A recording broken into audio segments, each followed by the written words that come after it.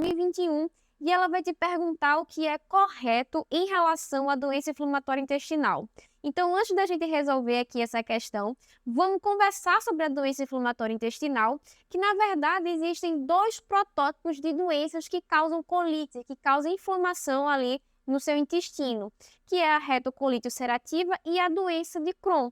E para a gente conseguir identificar entre essas duas doenças, a gente utiliza critérios clínicos. Então, tem sintomas, tem clínicas que parecem mais com a doença, outros que parecem mais com a outra, e critérios histopatológicos. A gente vai lá na microscopia e consegue ver achados patognomônicos entre a retocolite ulcerativa e entre a doença de Crohn.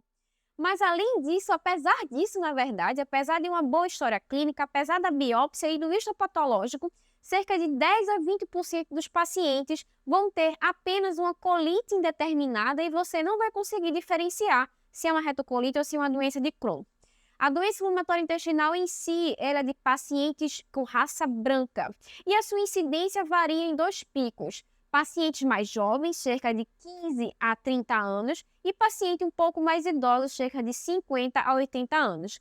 E, na verdade, o Revalida e também as outras bancas nacionais, ela só quer saber se você sabe diferenciar ali entre retocolite ulcerativa e doença de Crohn.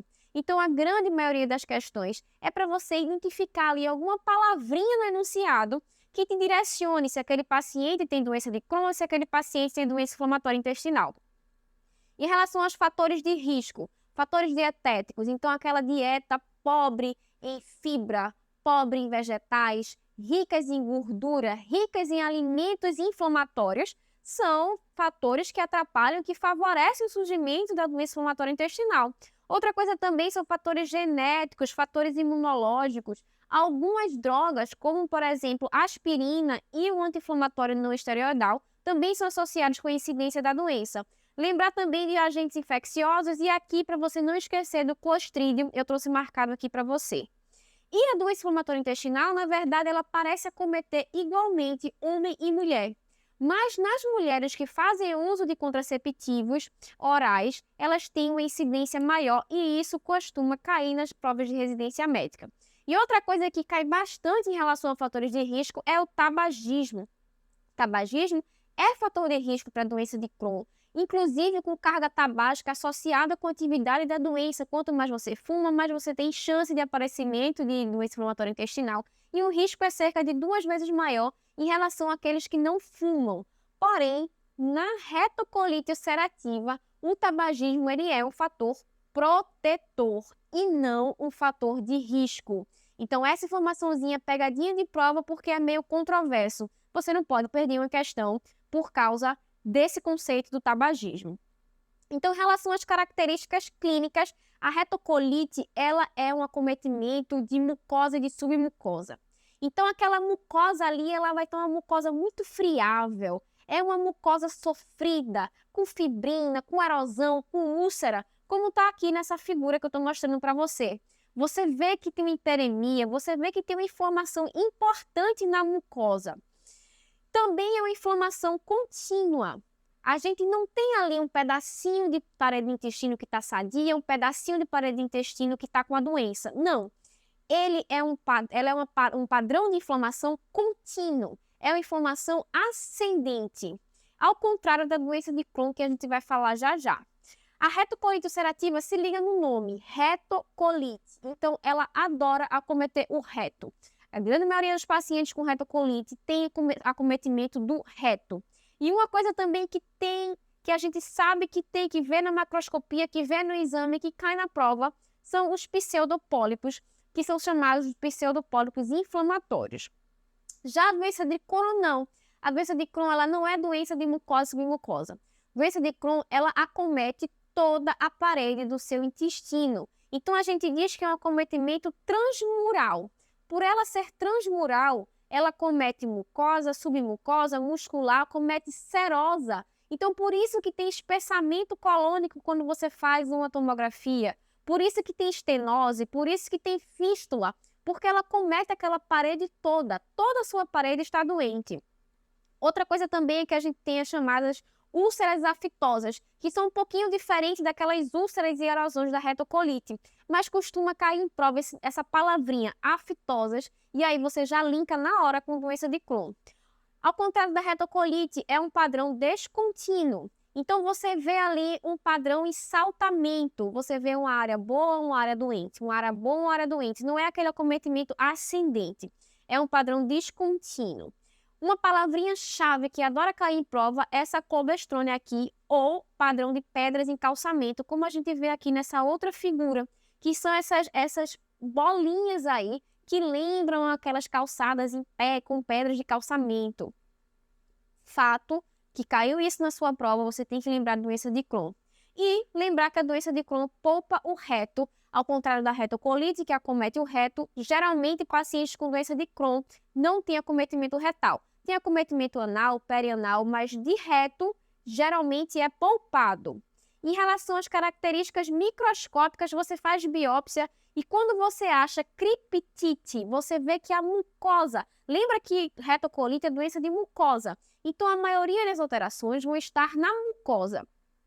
E aí as criptas da mucosa, elas se inflamam e aquela inflamação pode levar a abscesso. Então é isso que você encontra microscopicamente na retocolite ulcerativa. E na doença de Crohn, o seu achado patognomônico são os granulomas não caseosos. A clínica em si das duas doenças, da doença inflamatória intestinal, de outras colites, é diarreia, e geralmente uma diarreia com muco e diarreia com sangue. Na retocolite, você sabe, acomete mais o reto. Então, aquele acometimento retal, aquela inflamação retal, leva a urgência evacuatória, o paciente tem tenesmo, o paciente tem incontinência. E como é uma alteração de mucosa, geralmente você tem um sangramento mais importante do que na doença de Crohn. Já a doença de Crohn, não. A doença de Crohn, ela é da boca ao ânus. Então, ela pode acometer todo o seu trânsito gastrointestinal, da sua boca até o seu ânus. Você pode encontrar acometimento da doença de Crohn, geralmente poupando o reto. Gosta ali de íleo terminal, gosta ali de cólon ascendente, mas geralmente da boca ao ânus. Isso aí cai na tua prova de residência médica, ó, que você não pode perder uma questão por causa disso. A severidade da doença de Crohn varia desde pacientes oligossintomáticos até pacientes graves, até pacientes que fazem fístula, até pacientes que fazem estenose, que têm obstrução intestinal. Então, varia muito aí dessas características. E lembrar do câncer coloretal. Então, pacientes que têm doença inflamatória intestinal, tanto retocolite quanto doença de Crohn, têm maior chance de câncer coloretal ao longo da vida, ao longo da atividade da doença. A questão que caiu em 2021 fala: o termo doença inflamatória intestinal é utilizado quando nos referimos principalmente a duas patologias, retocolite e doença de Crohn. Mesmo que em 15% dos casos seja impossível distinguir patológica e clinicamente uma doença da outra, algumas diferenças são fundamentais e te pergunta qual é o correto. Então, justamente aquilo que a gente conversou, a diferença entre uma e outra. Letra A diz que a doença de Crohn não acomete todas as camadas do intestino. Não, essa é a característica da doença de Crohn, de acometer todas as camadas da parede intestinal. Letra B, as fístulas raramente aparecem na doença de Crohn. Não, as fístulas estão associadas sim à doença de Crohn, justamente por esse acometimento transmural. Acomete todas as camadas, acomete até a serosa, forma fístula, forma estenose, tem acometimento ali por inflamação de continuidade com outros órgãos, por exemplo. A cara da doença de Crohn. Letra C, o risco de câncer coloretal não aumenta? Claro que aumenta. Nas duas doenças a gente tem risco de câncer. Letra D, a doença de Crohn apresenta padrão em saltos, perfeito, ou seja, existe áreas de mucosa normal e áreas de mucosa doente. A letra D está perfeita. Letra E, estudos recentes vêm demonstrando que a utilização do vedolizumab no tratamento da retocolite não é superior à utilização do corticosteroides para o controle da atividade da doença em pacientes com manifestações moderadas a grave. Isso está errado e a gente vai discutir quando chegar em tratamento. Mas mesmo se você não soubesse dessa letra E, a letra D está aqui na sua cara e você sabe esse conteúdo. Independente da letra E ou não, a letra D é fácil e a letra D você sabe. Outra questão também aqui em 2021 fala de um paciente masculino de 50 anos, portador de retocolite ulcerativa, diagnosticado aos 15 anos, com perda de peso, icterícia, e ele te pergunta qual é o tumor do gastrointestinal que está mais associado à história patológica desse paciente. Então, antes da gente chegar a essa resposta, vamos falar sobre o diagnóstico da doença inflamatória intestinal, que geralmente é feito com a história clínica, com o exame endoscópico e com biópsia. A gente pode utilizar como exame endoscópico a retossigmoidoscopia, principalmente em pacientes com retocolite, que vai visualizar bem o reto. A colonoscopia em pacientes com doença de Crohn, lembrando que na doença de Crohn tem que ir até o ilho terminal, fazer biópsias do ilho terminal, porque a doença de Crohn gosta de ilho terminal. E nos casos complicados, paciente que chega com abdômen agudo, que chega com obstrução, além dos exames de diagnóstico, você precisa diagnosticar essas complicações através de um exame de imagem, ou uma ressonância, ou uma tomografia de abdômen. E as características clínicas, geralmente nas manifestações extraintestinais, a gente tem acometimento também do intestino, mas a gente tem acometimento de outros órgãos do nosso corpo, porque as doenças inflamatórias intestinais, elas geralmente têm um acometimento sistêmico, é a doença inflamatória mais sistêmica. Por exemplo, na retocolite, a gente tem arterite, espondilite anquilosante, eritema nodoso e pioderma gangrenoso. Geralmente, essas 4 afecções elas não são exclusivas da retocolite. Elas também são vistas em pacientes de doença de Crohn. Mas o que cai na tua prova de residência médica mais associada a essas 4 associações aqui é a retocolite ulcerativa. E uma coisa também que costuma cair muito é a colangite esclerosante primária, que também pode ter a doença de Crohn, mas está muito mais associada à retocolite ulcerativa. E lembra que colangite esclerosante primária é fator de risco para colangiocarcinoma. Na doença de Crohn, a gente geralmente tem um acometimento mais sistêmico. A gente vai acometer os olhos, o pâncreas, o fígado, pode acometer muitas partes. E geralmente no acometimento ocular, a gente tem uveíte, a gente tem episclerite, úlcera de córnea, como está aqui nessa figura, para você não esquecer. E aqui alterações de pele, o eritema nodoso, que a gente encontra na retocolite ulcerativa. Como eu te falei, a doença de Crohn ela tem um acometimento mais sistêmico, então ela pode levar a cálculo renal, acometimento pulmonar, acometimento hepático, via biliar, acometimento pancreático. E o que gosta muito de cair em relação à doença de Crohn é a artropatia, principalmente a sacroileite e a espondilite. Em relação ao tratamento, a gente tem um pilar de tratamento para a doença inflamatória intestinal com 4 medicamentos. Só te lembrando que a doença inflamatória intestinal, ela não tem cura em si. O que a gente faz é fazer medicamentos para tirar o paciente daquela fase aguda, daquela fase que o paciente está com diarreia, está com sangue, está com dor. Então, tira o paciente do quadro agudo e depois faz algum tipo de medicação para que ele passe mais tempo sem a doença, ou seja, para aumentar os períodos de calmaria, para aumentar os períodos de remissão. Então, o primeiro deles é os aminosalicilatos, que você já ouviu falar aí da mesalazina, da sulfasalazina. Eles são bons para induzir e para manter a remissão em pacientes com doença leve e doença moderada. Então, ele tira o paciente da fase aguda, nos casos leves, e ele é bom para manter esse paciente um tempo aí sem atividade de doença. A outra classe são os corticosteroides, que são bons para indução. Então, o paciente chegou na fase aguda, você faz o corticosteroide para tirar ele da fase aguda. Depois que tira, você suspende. Não é medicamento de manutenção. Geralmente prednisona nos casos leves e graves, ou nos casos leves e moderados. E nos casos graves, você utiliza corticoide venoso, como hidrocortisona e metilprednisolona. Outra classe são os imunomoduladores, azathioprina, metrotexato. Eles mantêm a remissão, principalmente em pacientes que têm casos mais graves. E lembrar dos agentes biológicos, que são os anticorpos monoclonais. O protótipo dele é o infliximab, geralmente em pacientes graves que foram refratários aos corticosteroides.